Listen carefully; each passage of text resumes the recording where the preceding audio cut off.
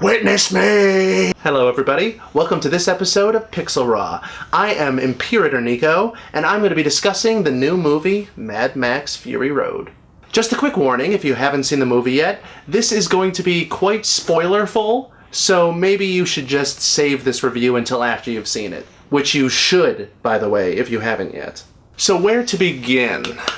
I gotta tell you, this movie is seriously a masterpiece. I am so dedicated to it that I have put permanent shoe polish on my face, so I'll be looking like this for at least a week. So those of you watching who I work with, can't wait to see you tomorrow. Anyway, I gotta tell you, not a beat of this movie was off in any way. The soundtrack was amazing. It had such a rhythm running through it. It was like the movie's heartbeat. I mean, it just matched the energy of all of the people driving and these amazing chase scenes. Oh, every frame of this movie, you could take that as a still and hang it on your wall. It is just gorgeous. The colors, the composition, the cinematography is just so above and beyond. Like, it is setting the bar so high for any movies in the future. This is the type of movie we want from Hollywood. This might not have been original IP, but they have done something totally new with the Mad Max franchise. Okay, gushing aside for a second, I want to talk more about the themes that were running through this movie. There were a lot of themes of ownership, of agency of the self. If we want to look at the car being an extension of the character of Max, then his agency is taken and refurbished and used without his permission, along with himself. He's giving his life's blood to one of the war boys, Nux. We see this theme of agency of the self running throughout, not only with Max, but we see this with Immortan Joe's wives. How they are seen as his property, or something that he owns, and they're no longer people themselves, they're just his baby makers. And the plot of this movie really revolves around them reclaiming their agency. That's where a lot of the conflict results from. In terms of the timeline between the first three movies and this one, we know that a lot of time has passed since Thunderdome and this movie, if we're assuming that each of these happens sequentially. But I get the sense that this could be like some kind of offshoot universe, because Max himself still looks pretty young. Like, he looks the same age as he did in Thunderdome, even though he's a totally different actor. Like, Mel Gibson is nowhere near this one. But we can tell that a lot of time has passed because these offshoot cultures that have survived in this post-apocalyptic wasteland, they've all developed huge structures and machinery to survive in this new world. So we know a lot of time has passed.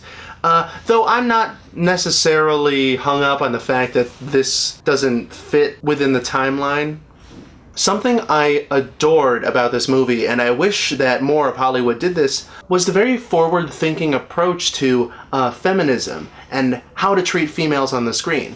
It treated the women in the exact same light that it treated the men in. Meaning, if a guy was getting beat up, the woman was getting beat up just as hard, if not harder. It wasn't preachy about it, but it was disillusioning people to this idea that women are inherently more delicate. I just loved that there was no egotistical butthurt between Mad Max and Furiosa. Like, they looked at each other with respect after a certain time. Like, if there was a thing that needed to be done, they would look at each other and it was like, oh, you can do the thing, so here, do the thing. There was no like, oh, my pride as a man has been hurt. None of that Hollywood bullcrap. And he doesn't have to prove himself a man later on either. It's all about survival. It was cool to see this movie poke fun at the themes of the first three, where in the first three, Mad Max was very much motivated by his things. Like, I need stuff, and I'm gonna go around to get more stuff.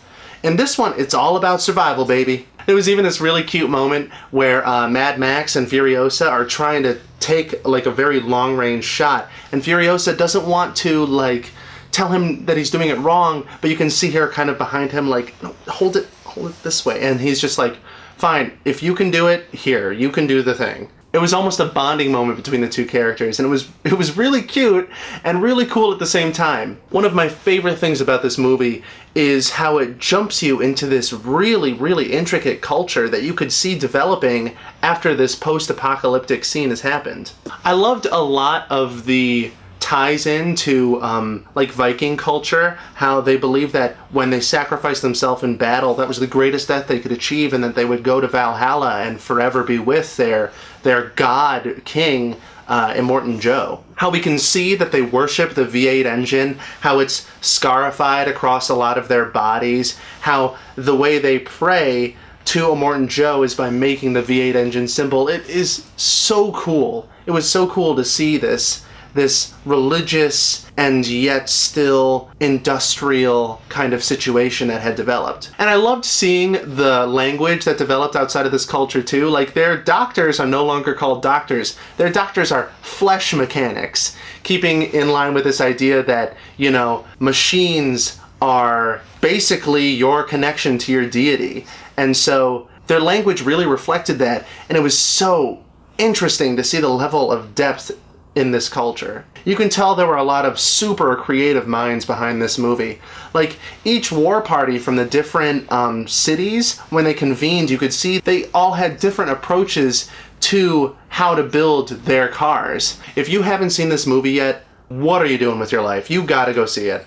And they really built these amazing vehicles. These were mostly practical effects. The doof, which was this giant car covered in subwoofers, which acted as the drummer boy to this war party that was running out. They really built all this stuff.